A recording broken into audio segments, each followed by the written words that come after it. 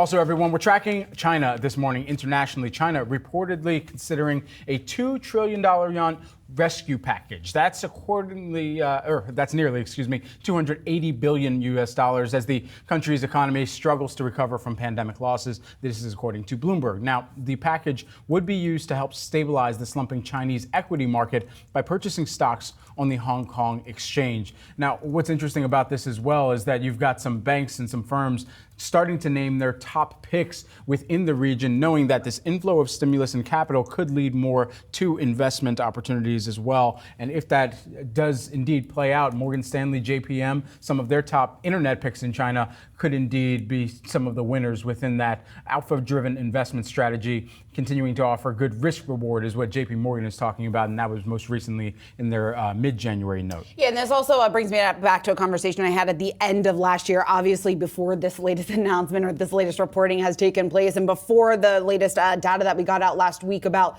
the fact that the recovery continues to struggle so much. But I was talking with one of the analysts over at Barclays, Yang Zhao, and he was telling me that Alibaba, Pinduoduo, despite all the troubles that we're seeing over in China, that it is still among his top picks. Yeah. And he's making that case because if we do see any improvement, we're coming off of very attractive valuations. The fact that some of these companies have struggled now for some time, given the fact that the consumer in the home market has been so weak or has struggled now to really return from those from the pandemic lows, is a bullish case for some of these stocks. And we're seeing that reflected in some of these moves here this morning with Alibaba, which we just had up on the screen, JD.com, Baidu among the outperformers in today's market. So if we do see any sort of rescue here from Chinese officials, that could bode well. But remember, though, Brad, what Shahzad Kazi was telling us yesterday, and he was saying that even if we do see any sort of intervention, it's not necessarily going to live up to what investors are hoping to see. It's still going to fall a bit short. And because of that,